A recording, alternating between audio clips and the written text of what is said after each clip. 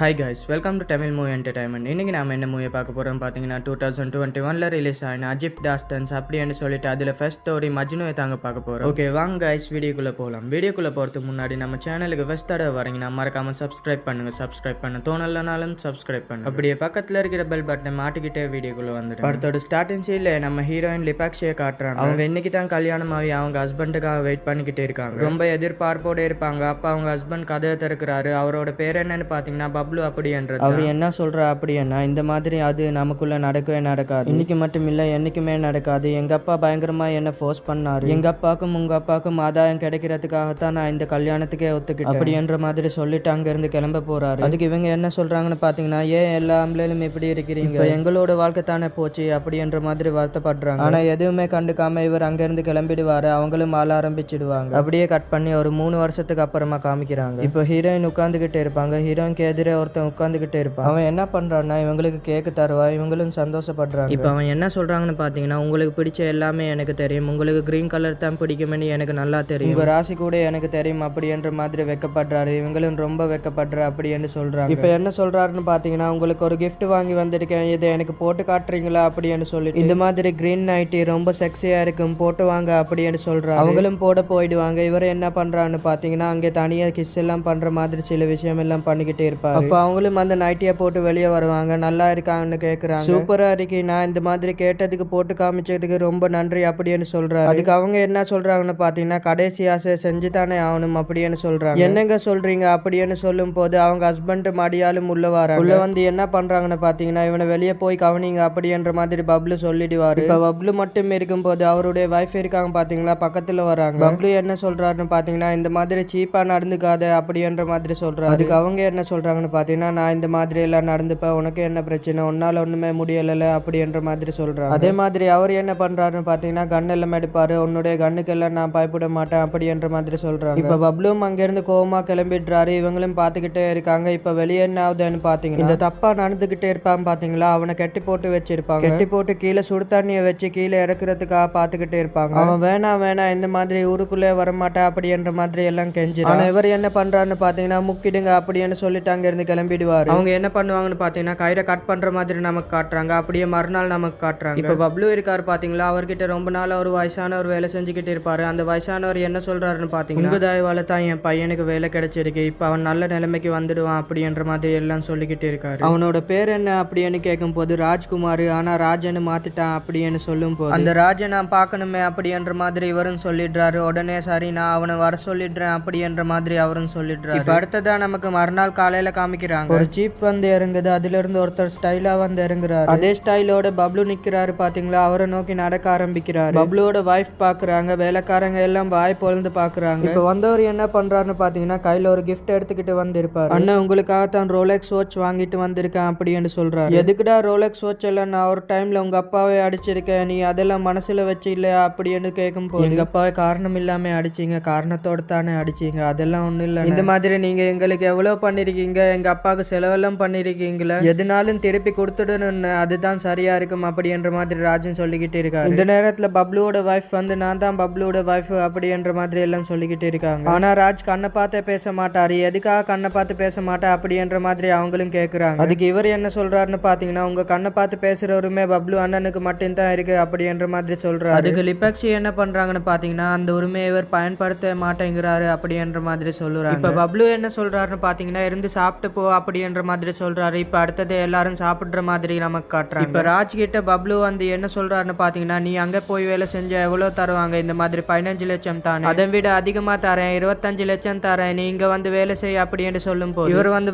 வேணான்னு சமாளிக்க பாக்குறாரு. ஆனா செய் அப்படின்னு உறுதியா சொன்னதுக்கு அப்புறம், சரி நான் செய்யறேன் அப்படின்னு ராஜும் சொல்லிடுறாரு. சரி நான் அங்க இருந்து கிளம்புறேன் அப்படின்னு ராஜும் அங்க இருந்து கிளம்புறாரு. அப்ப என்னாவதுன்னு பாத்தீங்கன்னா, லிபாக்ஷி மறைச்சு நிப்பாங்க. நின்னுட்டு என்ன பண்றாங்கன்னா, ராஜோட அம்ச தொட்டு பேசிக்கிட்டு இருக்காங்க. இந்த மாதிரி ஜிம்முக்கு எல்லாம் போவியா அப்படின்ற மாதிரி கேட்டுக்கிட்டு இருக்காங்க. இவர் என்ன பண்றான்னு பாத்தீங்கன்னா, விடுங்க அண்ணி நான் போகணும் அப்படின்ற மாதிரி அங்க இருந்து கிளம்பிடுறாரு. அவங்களும் பாத்துக்கிட்டே இருக்காங்க. இப்ப இந்த எல்லா விஷயத்தையும் பப்ளு கவனிச்சுக்கிட்டே இருக்காரு. அவரும் பார்த்துட்டு கிளம்பிடுறாரு. இப்ப நைட்டு வீட்டுல நடக்கிறது நமக்கு காட்டுறாங்க. ராஜோட அப்பா என்ன சொல்றாருன்னு பாத்தீங்கன்னா, அவங்க கிட்ட இத்தனை வருஷம் நான் பட்டது போதாதா, நீயும் படணுமா அப்படின்ற மாதிரி சொல்றாரு. என்ன பட்டுட்டீங்க அப்படின்னும் போது, அவன் என் காலை உடைச்ச வேண்டா அப்படின்னு போது, காலை உடைச்சாரு, எதுக்காக உடைச்சாரு, காஸ்ட்லி காரை கொண்டு போய் ஆக்சிடென்ட் பண்ணாக உடைக்காம இருப்பாரா அப்படின்னு சொல்லும் போது, என்னடா நீ அவனுக்கு சப்போர்ட் பண்ற அப்படின்னு சொல்லும் போது, 25 லட்சம் தராரு, அவருக்கு சப்போர்ட் பண்ணாம யாருக்கு சப்போர்ட் பண்ணுவேன் அப்படின்னு சொல்லும் போது சொல்லிட்டு வெளியே வராரு. வெளியே வந்தவர் என்ன பண்றாருன்னு பாத்தீங்கன்னா ஃப்ரெண்டு கிட்ட பேச ஆரம்பிக்கிறாரு. இந்த மாதிரி லிபாக்ஷி வீட்டுல தான் நான் வேலை செய்ய போறேன் அப்படின்னு சொன்னோடனே, பாத்துடா அவளை பாக்குறது கவனிச்சாலே உன்னை என்ன செய்ய போறாங்கன்னு தெரியாது அப்படின்னு சொல்லும் போது, அதெல்லாம் பாத்துக்கலாம் அப்படின்னு சொல்லும் போது, சரி அது இருக்கட்டும், பப்ளுக்கும் லிபாக்ஷிக்கும் என்ன பிரச்சனை அப்படின்னு கேட்கும் போது, அவங்க வீடும் இவருக்கு தெரியும்னு வச்சுக்கோங்களேன், கொஞ்சம் பக்கத்துல தான் இருக்கும். சோ அவருடைய ஃப்ரெண்டுன்னு சொல்றாரு, என்ன விரிசலன்னு தெரியல, 3 வருஷமாகியும் இன்னும் குழந்தை இல்ல அப்படின்னு சொன்னோம். சரி அப்படின்ற மாதிரி எல்லா விஷயத்தையும் கேட்டுக்கிறாரு. அதுக்கப்புறம் வீட்டுக்குள்ள வந்துடுறாரு. வீட்டுல வந்து சிஸ்டத்தை யூஸ் பண்ணிக்கிட்டு இருக்கிறாரு. அதுல Facebook போய் லிபாக்ஷியோட ப்ரொஃபைல் எல்லாம் பாத்துக்கிட்டு இருக்காரு. இப்ப மறுநாள் ராஜ் வேலைக்கு வந்துடுவாரு. வேலைக்கு வந்தோடனே என்ன ஆகுதுன்னு பாத்தீங்கன்னா, பப்ளு கிட்ட வேலை செய்யறாரு பாத்தீங்களா. இதுக்கு முன்னாடி அவர் ரொம்ப வேண்டியவர் என்று வச்சுக்கோங்களேன். அந்த பெரியவர் இதுக்கு முன்னாடி நாங்க என்ன பண்ணிக்கிட்டு இருந்தோம் அப்படின்ற மாதிரி சொல்லிக்கிட்டு இருக்காரு. இப்ப நம்ம ராஜ் என்ன சொல்றாருன்னு பாத்தீங்கன்னா, இப்படி பண்ணா நம்ம கம்மியா தான் ஏர்ன் பண்ண முடியும், அதுவும் இல்லாம நிறைய ஃபார்மாலிட்டிஸ் எல்லாம் இருக்கு, நான் சொல்ற மாதிரி பண்ணலாம் அப்படின்ற மாதிரி வேற ஒரு ஐடியா சொல்றாரு. இதை கேட்டுக்கிட்டு இருக்கிற பப்ளு என்ன சொல்றாருன்னு பாத்தீங்கன்னா, இதே மாதிரியே பண்ணலாமே அப்படின்ற மாதிரி சொல்றாரு. இப்ப உடனே ராஜ் அங்கிருந்து எந்திரிச்சு போயிடுவாரு. இப்ப அந்த நபர் இருக்காரு பாத்தீங்களா, இவன் சொல்றது எனக்கு என்னமோ சரியா படல அப்படின்ற மாதிரி மட்டும் சொல்லிடுறாரு. இப்ப அடுத்ததான் நமக்கு லிபாக்ஷியை காட்டுறாங்க. அவங்க எக்ஸசைஸ் பண்ணிக்கிட்டு இருக்காங்க. அப்படி எக்ஸசைஸ் பண்ணிக்கிட்டு இருக்கும்போது அந்த விஷயத்தை தூரத்துல இருந்து ராஜ் கவனிச்சுக்கிட்டே இருக்காரு. அவங்க மேல ஒரு கண்ணா இருக்காரு அப்படின்ற மாதிரி நமக்கு காட்டுறாங்க. இப்ப அடுத்ததான் நமக்கு என்ன காட்டுறாங்கன்னு பாத்தீங்கன்னா, சம்பந்தப்பட்டதுக்கு சில போட்டோஸ் எடுக்கணும் அப்படின்னு சொன்னோம். இப்ப பப்ளுவும் விதவிதமா போட்டோஸ்ல போஸ் எல்லாம் கொடுக்க சொல்றாரு. இவரும் நிறைய போட்டோஸ் எடுத்துக்கிறாரு. கண்ணை வச்சிருக்கிற மாதிரி எல்லாம், விளையாடுற மாதிரி எல்லாம் சில போட்டோஸ் எல்லாம் எடுத்துக்கிறாரு. அடுத்ததா அந்த பெரியவர் இருக்காரு பாத்தீங்களா, அவரும் சில போட்டோஸ் எடுக்கிற மாதிரி நமக்கு காட்டுறாங்க. அடுத்ததா என்ன பண்றாருன்னு பாத்தீங்கன்னா, நைட்டு கணக்கு வழக்கு எல்லாத்தையும் சில விஷயம் பண்றாரு. என்னன்னு பாத்தீங்கன்னா, வெளிநாட்டுல இன்வெஸ்ட் பண்ணலாம், அதாவது சேஃப்டி பண்றது வெளிநாட்டுல பண்ணலாம் அப்படின்ற மாதிரி ஐடியாஸ் கொடுத்திருப்பாரு. இப்ப அந்த வேலையை முடிச்சிட்டு வந்து பேல்கனி கிட்ட வந்து நிக்கிறாரு. அந்த இடத்துல லிபாக்ஷி ரொம்பவும் சோகமா உட்காந்துகிட்டு இருப்பாங்க. அந்த விஷயத்தை இவரும் பாக்குறாரு, லிபாக்ஷியும் கவனிக்கிறாங்க. இப்ப மறுநாள் காட்டுறாங்க, எக்ஸசைஸ் பண்ணிட்டு தண்ணி குடிக்கிறாங்க. அந்த இடத்துக்கு ராஜும் வராரு. ராஜ் வந்தோடனே என்ன பண்றாங்கன்னு பாத்தீங்கன்னா, பேச பாப்பாங்க, ஆனா அவர் மூஞ்சி கொடுத்த பேச மாட்டாரு. அதனால லிபாக்ஷி என்ன பண்றாங்கன்னு பாத்தீங்கன்னா கிளம்பிடுவாங்க. இப்ப கிளம்பினதுக்கு அப்புறம் அவங்க குடிச்சிட்டு வச்சாங்க பாத்தீங்களா, அந்த கிளாஸ்ல இவரும் தண்ணி குடிக்கிறாரு. இந்த விஷயத்தை லிபாக்ஷி கவனிச்சிடுவாங்க. அதை கவனிச்சவங்க வேகமா வந்து, இந்த மாதிரி நீ என்ன சைட் அடிக்கிற எல்லா விஷயமும் எனக்கு தெரியும், அப்புறம் ஏன் நானா பேச வந்தா தொட வந்தா நீ இப்படி நடந்துக்கிற அப்படின்னு சொல்லும் போது, அதுக்கு இவரு நீங்க பப்ளுவோட வைஃப் அப்படின்னு சொல்லிடுறாரு. இவங்க செம்மையா டென்ஷன் ஆயிடுறாங்க. நீ வந்து சரியான கோலையா இருக்க, உன்னெல்லாம் நான் லவ் பண்ண பாரு அப்படின்னு சொல்லிட்டு அவங்க அங்க இருந்து கிளம்பிடுவாங்க. இப்ப இவர் என்ன பண்றாருன்னு பாத்தீங்கன்னா, அன்னைக்கு நைட்டு உட்காந்து பப்ளு கிட்ட இந்த விஷயத்த சொல்றாரு. அண்ணா அண்ணி சரியில்லை அப்படின்னு, சரியில்லைன்னு எனக்கு தெரியும், இருந்தாலும் அவளை என்னால ஒண்ணுமே பண்ண முடியாது. இன்னைக்கு அவங்க அப்பா பொலிட்டிக்கலா பவர் வாய்ந்தவரா இருக்காரு, என்னால எதுவுமே பண்ண முடியாது அப்படின்னு சொல்றாரு. இப்ப மறுநாள் காலையில நமக்கு காட்டுறாங்க, லிபாக்ஷி வராங்க. லிபாக்ஷி கிட்ட பேசலான்னு ராஜன் ட்ரை பண்றாரு. ஆனா இவங்க என்ன பண்றாங்கன்னு பாத்தீங்கன்னா, ராஜ் அவாய்ட் பண்ணிட்டு கண்டுக்காத மாதிரி அங்க இருந்து போயிடுவாங்க. இவரும் ஒரு மாதிரி ஃபீல் பண்றாரு. இப்ப நைட்டு போன் எடுத்து என்ன பண்றாருன்னு பாத்தீங்கன்னா, அண்ணா நீங்க நாளைக்கு ஊருக்கு கிளம்புறீங்களா, என்னால டிராப் பண்ண வர முடியாது, எனக்கு ரொம்ப ஜுரமா இருக்குது, அதனால நான் நாளைக்கு லீவ் எடுத்துக்கிறேன், என் ஃப்ரெண்டை வேணா அனுப்புறேன் அப்படின்னு சொல்லிட்டு ஃப்ரெண்டு கிட்ட போக சொல்லிடுறாரு. இப்ப மறுநாள் காலையில என்ன ஆகுதுன்னு பாத்தீங்கன்னா, லிபாக்ஷி ரெடி ஆயிட்டு வருவாங்க. இவரு கரெக்டா வெளியே நின்னுகிட்டு இருக்காரு. இவரை பார்த்ததுக்கு அப்புறம் லிபாக்ஷி என்ன சொல்றாங்கன்னு பாத்தீங்கன்னா, பப்ளு வீட்டுல இல்ல அப்படின்னு சொல்லிடுறாங்க. எனக்கு தெரியும் அப்படின்னு ராஜ் சொல்லிட்டு என்ன சொல்றாருன்னு பாத்தீங்கன்னா, நான் உங்களை லவ் பண்றேன் அப்படின்னு சொல்லிடுறாரு. அவங்க வந்து என்ன பண்றாங்கன்னு பாத்தீங்கன்னா, கிட்ட வந்துட்டு அவர கண்ணை பாப்பாங்க. கண் வந்து எங்கேயோ பாத்துக்கிட்டு இருக்கு. கண்ணை பார்த்து பேசாதவங்களை நான் நம்ப மாட்டேன் அப்படின்னு சொன்னோம். இப்ப கண்ணே பார்க்க ஆரம்பிச்சிடுறாரு. அவங்களும் பார்த்துக்கிட்டே இருக்கும் போது என்ன பண்றாருன்னு பாத்தீங்கன்னா, திடீர்னு இவர் லிப் லாக் பண்ண ஆரம்பிச்சிடுறாரு. அவங்களும் ரொம்ப சந்தோஷப்படுவாங்க. இப்படி சந்தோஷப்பட்ட ரெண்டு பேருமே திருப்பி லிப் லாக் பண்ண ஆரம்பிச்சிடுவாங்க. இப்ப அடுத்ததான் நமக்கு மறுநாள் காட்டுறாங்க. பப்ளு இருக்காரு பாத்தீங்களா, பாக்ஸிங் பிராக்டிஸ் பண்ற மாதிரி சில விஷயங்கள் பண்ணிக்கிட்டு இருப்பாரு. இப்ப டயர்டா இருக்கேன் அவர் குனிவாரு. இப்ப அந்த பாக்ஸிங் இது இருக்கு பாத்தீங்களா, அதை இவர் தள்ளி விடுவாரு. பப்ளு மேல மோதிடும். செம்மையா டென்ஷன் ஆகி என்ன பண்றான்னு பாத்தீங்கன்னா, எம்எல்ஏ அட மோதுர அப்படின்ற மாதிரி பயங்கரமா அடிக்கிற மாதிரி சில விஷயங்கள் பண்ணிக்கிட்டு இருப்பாரு. கரெக்டா அந்த இடத்துல லிபாக்ஷி இருக்காங்க பாத்தீங்களா, பப்ளு கிட்ட கொஞ்சம் மாதிரி சில விஷயங்கள் பண்ணிட்டு கடைசியில கண்ணத்துல கிஸ் பண்ணிட்டு போயிடுவாங்க. இந்த விஷயம் எல்லாம் ராஜ் பாப்பாரு. இப்ப அடுத்ததா நமக்கு லிபாக்ஷியும் ராஜும் பிசிக்கல் ரிலேஷன்ஷிப் வச்சுக்கிற மாதிரி காட்டுறாங்க. அடுத்ததா என்ன ஆகுதுன்னு பாத்தீங்கன்னா, ராஜ் வந்து வீட்டுக்கே கூட்டு வந்துடுவாரு. இப்ப இவங்க ரெண்டு பேரும் பிசிக்கல் ரிலேஷன்ஷிப் முடிச்சதுக்கு அப்புறம் பேசிக்கிட்டு இருக்காங்க. பேசிக்கிட்டு இருக்கும் போது அவங்க என்ன சொல்றாங்கன்னு பாத்தீங்கன்னா, நீ என்ன உண்மையா தானே லவ் பண்ற, இதுக்கப்புறம் நாங்க இங்க இருக்க வேணாம், கிளம்பிடலாம், இந்த மாதிரி ட்ரெயின் நேரத்துக்கு நாளைக்கு 4 மணிக்கு வந்துடு அப்படின்னு சொல்றாங்க. அவர் என்ன சொல்றான்னு பாத்தீங்கன்னா, கண்டிப்பா வந்துடுறேன், நாம கிளம்பிடலாம் அப்படின்னு சொல்றாரு. இப்ப அடுத்ததா நமக்கு இந்த இடத்துல காட்டுறாங்க. பப்ளு என்ன பண்றாருன்னு பாத்தீங்கன்னா, கார்ல வந்து இறங்குறாரு. இறங்கின உடனே என்ன ஆகுதுன்னு பாத்தீங்கன்னா, அங்க இருக்கிற செக்யூரிட்டி வந்து உங்களுக்கு ஒரு போஸ்ட் வந்திருக்கு அப்படின்னு ஒரு போஸ்ட கொடுத்துட்டு அவன் உள்ள போயிடுவான். இப்ப அந்த போஸ்ட் இருக்கு பாத்தீங்களா, அதை பிரிச்சு பாப்பாரு. அதுக்குள்ள நிறைய போட்டோஸ் எல்லாம் இருக்குது. அந்த போட்டோஸை பார்த்தோன்னே ஷாக் ஆகுறாரு. என்ன இப்படி எல்லாம் போட்டோஸ் இருக்கா அப்படின்ற மாதிரி ஷாக் ஆகுறாரு. ஆனா என்ன பாக்குறேன்னு இப்ப நமக்கு காட்ட மாட்டாங்க. அடுத்ததா இப்ப யோசிக்கிறாரு, கோவப்படுறாரு. இப்ப கோவப்பட்டவர் என்ன பண்றாருன்னு பாத்தீங்கன்னா நேரா உள்ள வருவாரு. அங்க பணத்தை எண்ணிக்கிட்டு இருப்பாங்க. பணத்தை எண்ணிக்கிட்டு இருக்கிறவங்க யார் யாருன்னு பாத்தீங்கன்னா பப்ளு கிட்ட வேலை செய்யற அந்த பெரியவரும் ராஜும் தான். இப்ப ராஜ பார்த்து இன்னைக்கு நைட்டு தோட்டத்துக்கு வந்துடு அப்படின்னு சொன்னோடனே ராஜும் சரி நான் வந்துடுறேன் அப்படின்னு சொல்லிடுறாரு. என் பேரண்ட்ஸை பஸ் ஏத்தி விடணும், அவங்க ஊருக்கு போறாங்க, அவங்க பஸ் ஏத்தி விட்டுட்டு நான் வந்துடுறேன் அப்படின்னு சொல்லிடுறாரு. அதே மாதிரி இப்ப பஸ் ஏத்தி விட்டுட்டு என்ன பண்றாருன்னு பாத்தீங்கன்னா தோட்டத்துக்கு வந்துடுவாரு. அப்படி பப்ளுவோட தோட்டத்துக்கு வரும்போது பப்ளு வந்து உட்கார்ந்து அழுதுகிட்டு இருப்பாரு. இப்ப இவர் என்ன பண்றாருன்னு பாத்தீங்கன்னா பக்கத்துல உட்காந்து என்ன அழுறீங்க அப்படின்னு சொன்னோன்னு என்ன அண்ணன்னு கூப்பிடாத அப்படின்ற மாதிரி பப்ளும் சொல்லிடுவாரு. என்ன எப்பவுமே அப்படித்தானே கூப்பிடுவேன் அப்படின்ற மாதிரி சொல்றாரு. அதுக்கு இவர் என்ன சொல்றாருன்னு பாத்தீங்கன்னா இதுக்கப்புறம் என்ன அண்ணன்னு கூப்பிடாத அப்படின்னு சொல்லி அப்படியே இவர் பக்கத்துல நெருங்குறாரு. அப்பதான் நமக்கு ஒரு விஷயம் புரியுது. என்னன்னு பாத்தீங்கன்னா இவர் கேயா இருக்காரு. அதனால தான் கிஸ் பண்ணணும் அப்படின்ற மாதிரி கிட்ட நெருங்குறாரு. இப்ப இவரும் விலகி போயிடுவாரு. விலகி போனதுக்கு அப்புறம் இவரும் சொல்ல ஆரம்பிக்கிறாரு, இந்த மாதிரி ஆக்சுவலா ஏற்கனவே நான் ஒருத்தனை லவ் பண்ணேன், சின்ன வயசுல லவ் பண்ண ஆரம்பிச்சேன், நாங்க 2 பேருமே தப்பிச்சு எங்கேயாவது ஓடிடலாம் அப்படின்ற முடிவுல இருந்தோம். ஆனா எங்க அப்பாவுக்கு இந்த விஷயம் தெரிஞ்சிருச்சு. கோவத்துல அந்த பையனோட குடும்பத்தை எல்லாமே ஆக்கிட்டாரு. அதுல இருந்து நான் ரொம்பவும் வருத்தத்துல இருந்தேன். என்னுடைய கல்யாண வயசு வரும்போது தான் அவருக்கு பவர் தேவைப்பட்டது அப்படின்றதுக்காக லிபாக்ஷி எனக்கு கல்யாணம் பண்ணி வச்சுட்டாரு. லிபாக்ஷி எனக்கு நிறைய துரோகம் பண்ணிருக்கா, ஆனா எனக்கு இந்த துரோகத்தை தாங்க முடியாது அப்படின்ற ஒரு போட்டோ காட்டுறாரு. அந்த போட்டோல பப்ளு கூட வேலை செய்யற பெரியவர் இருக்காரு பாத்தீங்களா, அவர் இருப்பாரு லிபாக்ஷி கூட தப்பா இருக்கிற மாதிரி. அந்த விஷயத்தை பார்த்துட்டு செம்மையா டென்ஷன் ஆகி என்ன சொல்றாருன்னு பாத்தீங்கன்னா இந்த மாதிரி லிபாக்ஷியை நீ கொன்னுடு, என்ன பிரச்சனை வந்தாலும் நான் பாத்துக்கிறேன் அப்படின்ற மாதிரி அவர் மடியிலே படுத்துக்கிறாரு. இப்ப விடிய காலையில ராஜ் பப்ளு கிட்ட என்ன சொல்றாருன்னு பாத்தீங்கன்னா இந்த மாதிரி அந்த பெரியவரும் லிபாக்ஷியும் ட்ரெயின் ஏறி தப்பிக்க பாக்குறாங்க, நான் லிபாக்ஷியை கொன்னுடுறேன், நீங்க அந்த பெரியவரை பாருங்க அப்படின்ற மாதிரி சொல்லிடுறாரு. நான் கவனிச்சுக்கிறேன், நீ பாத்து போ அப்படின்ற மாதிரி பப்ளும் சொல்றாரு. இப்ப அடுத்ததான் நமக்கு என்ன காட்டுறாங்கன்னு பாத்தீங்கன்னா லிபாக்ஷி இருக்காங்க பாத்தீங்களா, விடிய காலையில ரெடி ஆகிட்டு இருக்காங்க. எல்லா நகையும் வச்சுட்டு அங்கிருந்து கிளம்புற மாதிரி நமக்கு காட்டுறாங்க. இந்த இடத்துல திரும்பி நமக்கு ராஜா காட்டுறாங்க. அவர் கூலா வந்து பஸ்ல ஏறாரு. எதுக்குன்னு சுத்தமா புரியல. இங்க என்ன ஆகுதுன்னு பாத்தீங்கன்னா அந்த பெரியவர் இருக்காரு பாத்தீங்களா, அவரை கெட்டி வச்சு பயங்கரமா பப்ளு அடிச்சுக்கிட்டு இருக்காரு. இந்த மாதிரி நான் அப்பா வயசு அந்த மாதிரி தப்பெல்லாம் பண்ண மாட்டேன் அப்படின்னு சொன்னோன்னு நீங்க தான் அந்த தப்பை பண்ணீங்க, நான் போட்டோவை பார்த்தேன் அப்படின்ற மாதிரி சொல்லிக்கிட்டு இருக்காரு. அப்ப இவருக்கு ஒரு மெசேஜ் வருது, அதுல ஒரு வீடியோ இருக்கு, அதை பாக்குறாரு. அந்த வீடியோ பார்த்தா ஆக்சுவலா அந்த இடத்துல நம்ம ராஜ் தான் இருப்பாரு. இப்ப இந்த விஷயத்தை பார்த்த இவர் ரொம்ப உடைஞ்சு போறாரு. அப்ப ராஜ் வந்து வீடியோல பேச ஆரம்பிக்கிறாரு. என்னுடைய அப்பாவோட காலை உடைச்சே இல்ல சின்ன வயசுல, அதை நான் அவ்வளவு சீக்கிரம் மறந்துடுவேன்னு நினைச்சியா, அதெல்லாம் என்னால அவ்வளவு சீக்கிரம் மறக்க முடியாது, அதனால தான் நான் பிளான் பண்ணேன் அப்படின்ற மாதிரி சொல்ல ஆரம்பிக்கிறாரு. இந்த பெரியவர் இருக்காரு பாத்தீங்களா, அவரை போட்டோ எடுத்து இருப்பாருல, அவரை எடிட் பண்ணி தான் இப்படி பண்ணிருப்பாரு. அதே மாதிரி இவர் லிபாக்ஷி கூட இருந்தாரு பாத்தீங்களா, அதையெல்லாம் ரெக்கார்ட் பண்ணிருப்பாரு. அதே மாதிரி உங்க மொத்த சொத்துல இருந்து நான் 10 கோடி மட்டும் எடுத்துக்கிட்டேன், அதை கண்டுபிடிக்கணும்னு உங்க கனவுல கூட நினைக்காதீங்க, உங்களால கண்டே பிடிக்க முடியாது, நான் ஏற்கனவே சொன்னது தான், எது கொடுத்தாலும் திருப்பி கொடுத்துடுவேன் அப்படின்னு சொல்லிடுறாரு. அடுத்ததா என்னாவதுன்னு பாத்தீங்கன்னா ரயில்வே ஸ்டேஷன்ல லிபாக்ஷி உட்காந்துக்கிட்டு இருப்பாங்க. ராஜ் லிபாக்ஷியை கூட்டு போய் இருக்க மாட்டாரு. அந்த இடத்துக்கு கரெக்டா பப்ளு வராரு. லிபாக்ஷி கிட்ட வந்து கண்ணை நீட்டுறாரு. கண்ணை நீட்டி கொல்ற மாதிரி பண்றாரு. இப்பயும் சொல்றேன், உன் துப்பாக்கில எனக்கு நம்பிக்கை இல்லை அப்படின்னு சொன்னோன்னு கழுத்தை நெரிச்சு கொல்றதுக்கு ட்ரை பண்றாரு. அவங்க என்ன சொல்றாங்கன்னு பாத்தீங்கன்னா நான் பிரெக்னெண்டா இருக்கேன் அப்படின்னு சொல்றாங்க. பிரெக்னென்ட் யாருக்கு இருந்திருப்பாங்கன்னு பாத்தீங்கன்னா கண்டிப்பா ராஜால தான். இப்ப 2 பேரும் அங்கே உட்காந்துப்பாங்க. இப்ப சொன்னவர் என்ன சொல்லியிருப்பாரு, நீங்களும் லிபாக்ஷியும் எனக்கு ரொம்பவும் அன்பு கொடுத்திருக்கீங்க, அந்த அன்புக்கு ரொம்பவும் நன்றி அப்படின்னு சொல்லி அந்த வீடியோ முடிச்சிருப்பாரு. இதோட இந்த படத்தை முடிக்கிறாங்க. மீண்டும் ஒரு நல்ல வீடியோவுடன் சந்திக்கலாம். Bye guys.